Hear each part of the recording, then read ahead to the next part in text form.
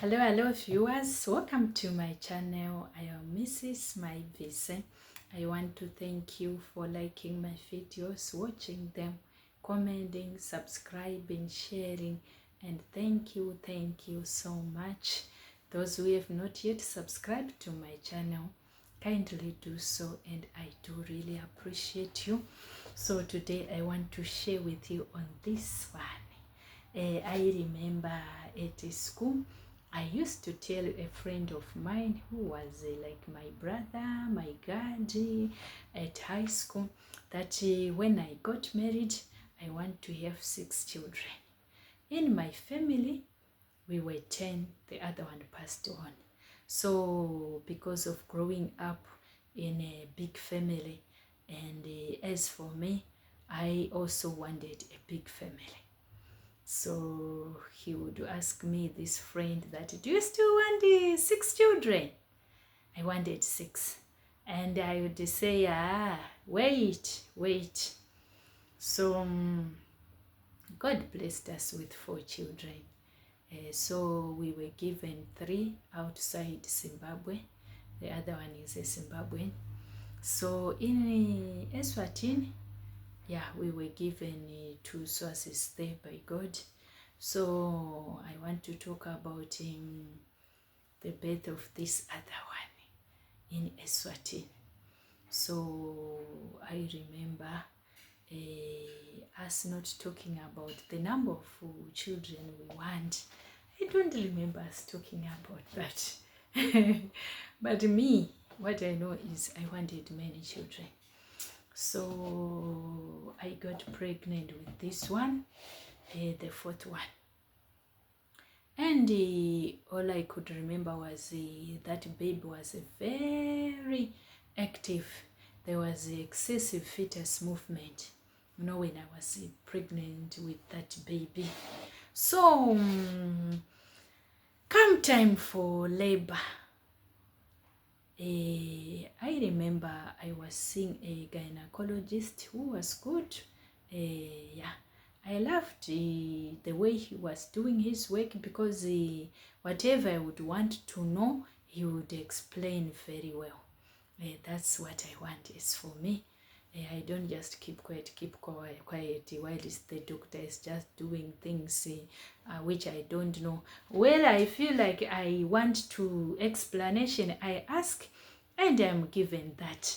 So when labor started, I went to the hospital, and I remember it was evening, and I remember the doctor had to do an ultrasound scan, and then I was given a bed, and then my husband passed through, seeing me, then he went home to be with the children. So, as the labor was progressing, the nurse who was taking care of me, she was from Angola, if I still remember very well. So this nurse, I think she noted something that was not well, and I could see with what she was doing that she noted that things were not the way she was expecting. And for me, I was thinking all was to be well, because I prayed to God and I declared that I am going to give birth like a Hebrew woman. Hebrew woman, they would give birth easily and quickly. So this time I prayed, declaring, no Caesar, I will give birth normally, like a Hebrew woman. That's what I would I would use to speak, and also praying that God this time, because I didn't want too much pain. So I prayed. I remember it very well that on this one, I prayed for easy labor. That was me.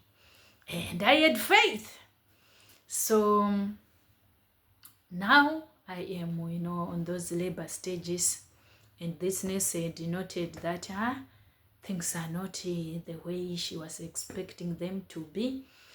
And at first it was fine, even the pain was fine. But with time, as the labor was progressing, I could feel it that the pain was unbearable. You know, when you are around, you were there 5 centimeters, but then the pain was too much. The one I felt when they induced me in Lusut for that child, and this one, we cannot compare. This one was too much. And I was wondering, why is it too much like this? Because I could feel like I'm dying. It was painful. And ndakahwadziwa. So, the nurse called the doctor, my guy. And then he came quickly. He did not take time.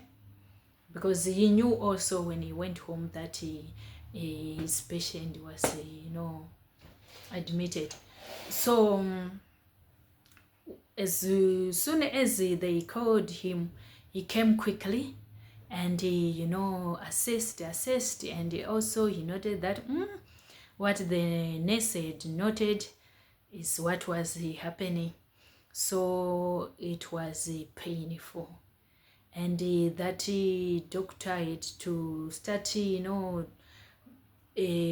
calling, they called even the anesthetist, the process they do to make sure that everybody is there who is to go to the theater. So they called the anesthetist, and he at least, it did not take that much time, but with the situation I was in, and he came, you could see that this man came in a way that he was in a rush. So while we were waiting for that anesthetist, the doctor then he started massaging me on the back. It was working, but not that much, but at least it was better. And then he assured me that, don't worry, you are in safe hands. Don't worry. And it was good of him. There are times you just need such an encouragement, like at that moment. So he said, you are in safe hands, don't worry. So, the messaging, it was my first time having that. Of all these other children, you suffer with your pain. No one will massage you. No one will comfort you. That's how I gave birth to these other ones.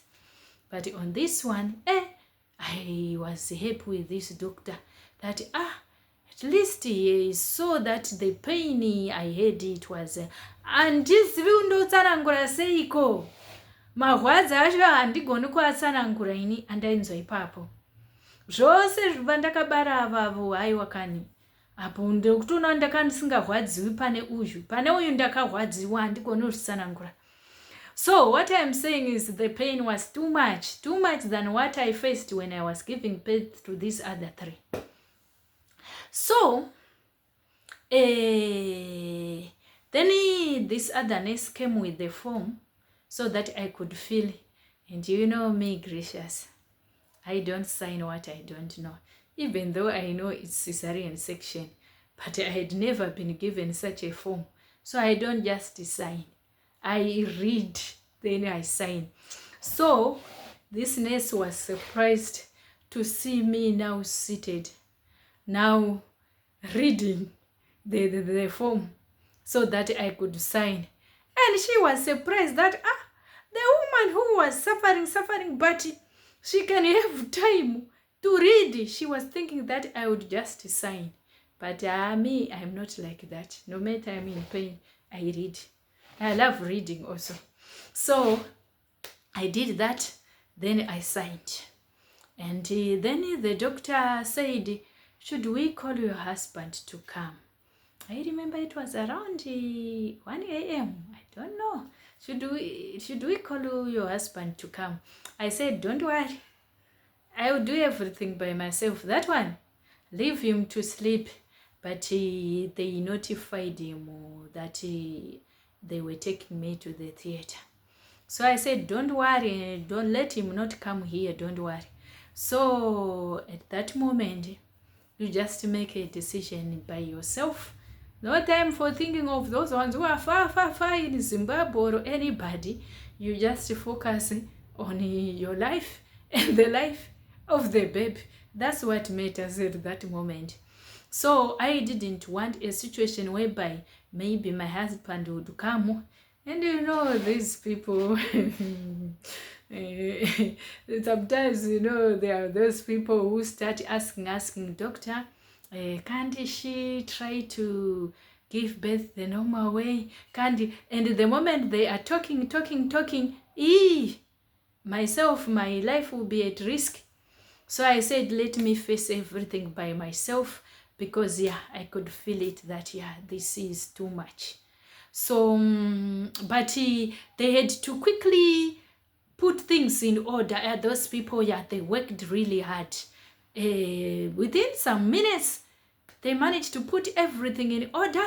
And that anesthetist, when you just say, when you know the doctor is now there, the other nurses, whatever, those ones they go with in the theater, they were already there.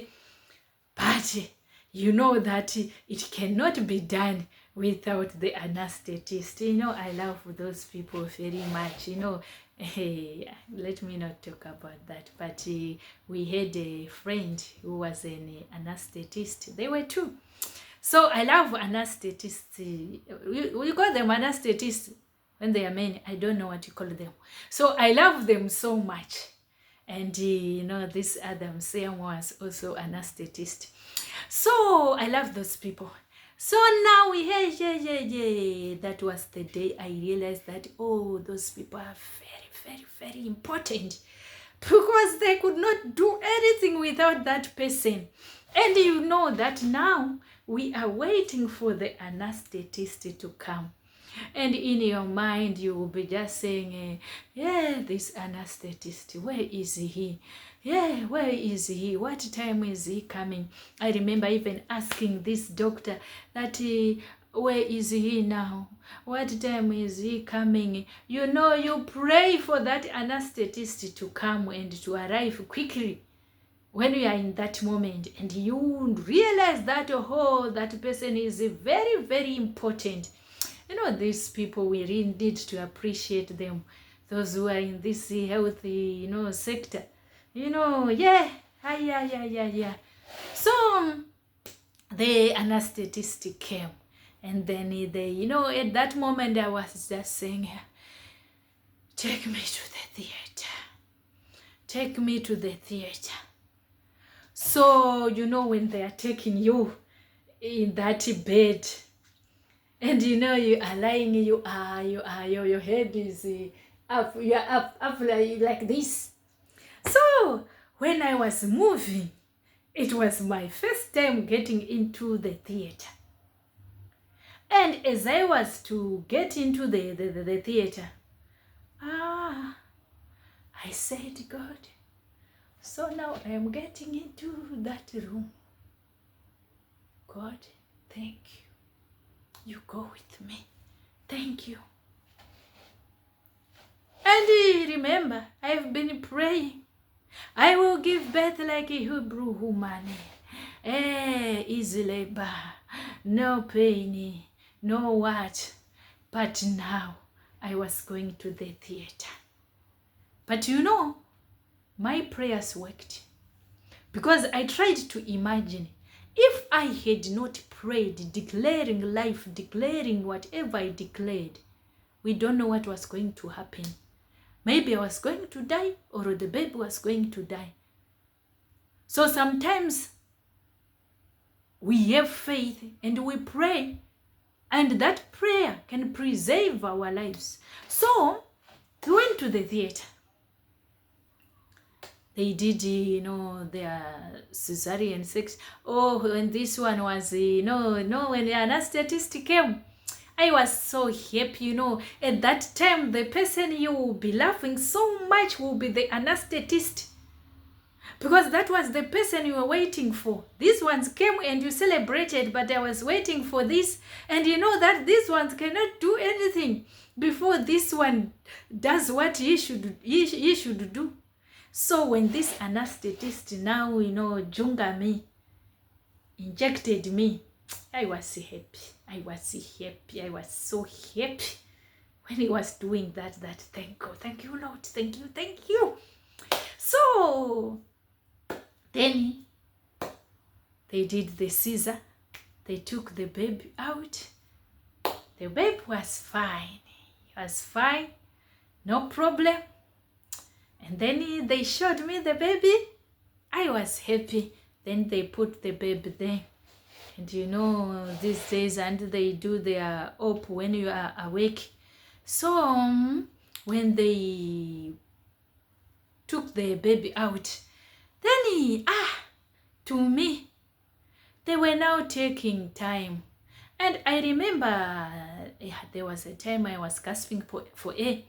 And I remember this anesthetist had told me that when you feel like you are struggling to breathe, you raise your, which hand? Now I can't remember whether you raise, is it left hand, to show that you are struggling to breathe. But me, when I was struggling to breathe, because I am a fighter naturally, my mind, I was telling myself that I'm okay, nothing bad will happen. So I did not even did what he said I should do. Don't know what he said with the right or the left hand. So I could not, I did not do that. All I could know is I was feeling weak and I was struggling to breathe. But I could feel it that it's bearable. That's why even I did not do what he was telling me to do. Plus, they know they are weak. And they will be monitoring. I think they also know they are weak. Those people, they are trained to do that. So now, I was wondering, what are they now doing now? Spending time. Me, I want to go out of this theater. I want to see my baby. That's me. You know, I'm a fighter. So, and I asked this guy. This guy was from Rwanda. He was a lovely man. Yes, he would treat his patients very well. So I asked him, doctor, what are you still doing? And this doctor knew that this patient is someone who wants a dialogue. And she wants to know. So if she asks you a question, you explain. So I remember when I was doing visits during when I was pregnant, he would explain very well whatever I would want to know. And yeah, I would feel good. That's me.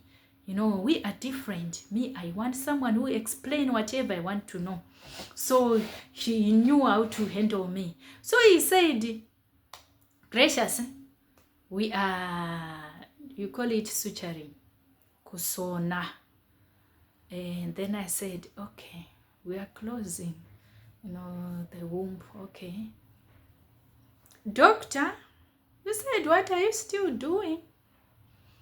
Said, we are closing. Said, all right. Then they finished. And then when they finished, they take me out of the theater. And all I could remember is the anesthetist and the nurses, when they were taking me, they were saying, congratulations, congratulations. We thank God, we thank God. You know, they were saying, the baby was tied in a way which was, it was too much, the way the baby was tied, you know, in the neck with the cord. And I could feel it when I was pregnant, because there was a time when my stomach was like bulging in the middle, and I don't know how to explain it, like you could see that the baby is here and the baby is squashed, and I could feel it myself that things are not okay. But unfortunately, it could not be seen on this ultrasound scan. The doctor did not pick it, but they took care of me very well, those people. And yeah, I really enjoyed, I loved giving birth to that place. Yeah, that place was good. That place was good. It was good. When you give birth to a place where you give birth and you feel like you no longer want to go back home, you want to be there eating, being fed when you are there. Yeah, that hospital was good. So that's what happened. I think because of the excessive fetus movement, this baby was moving too much. When this baby was in the stomach, this baby was moving too much. So I think because of that, I don't know, I think that's what caused this baby to end up being entangled with the umbilical cord. And the way they said it was like it had entangled him in a way that it was now difficult for the child. Now difficult for the child to the child was restricted on one position. So that was the situation. So then this was about to fall. So then what then happened is, where was I now?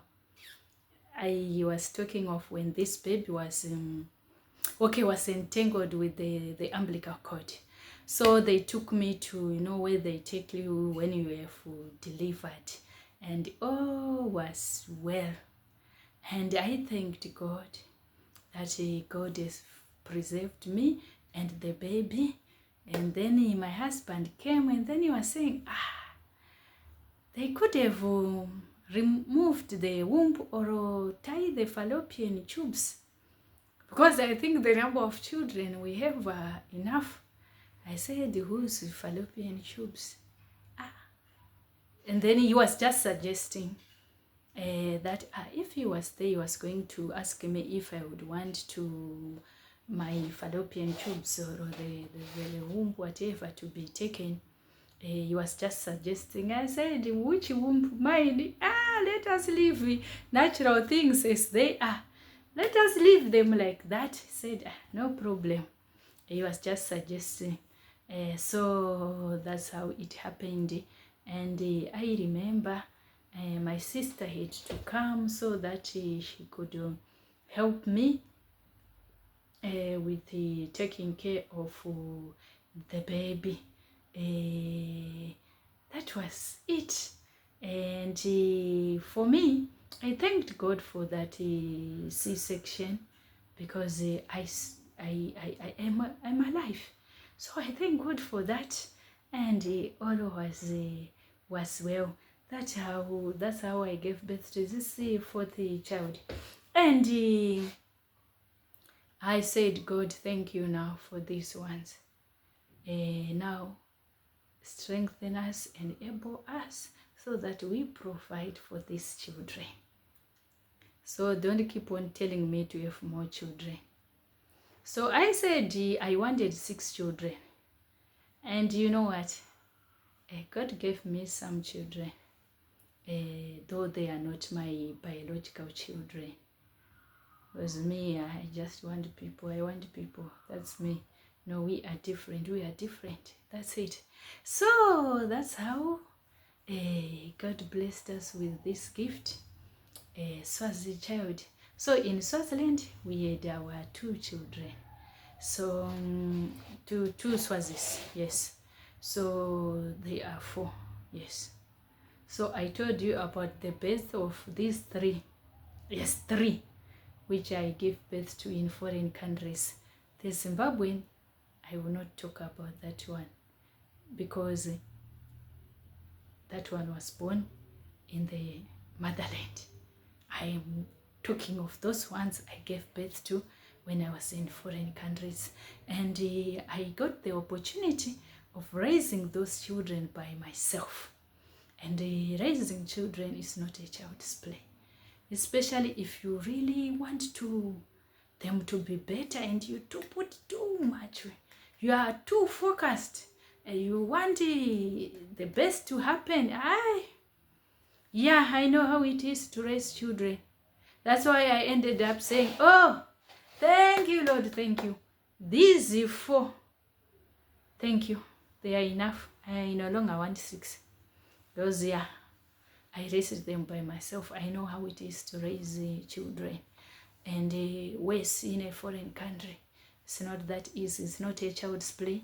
Even in your country, it's not easy.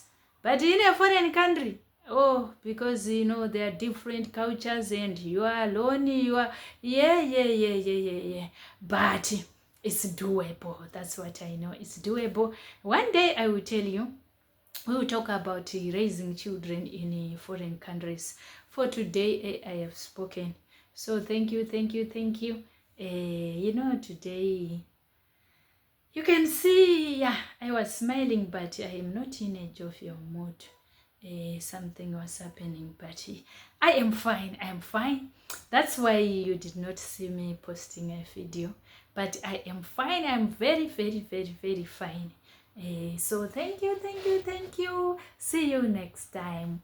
Chitra chiri murutsoka. Goodbye.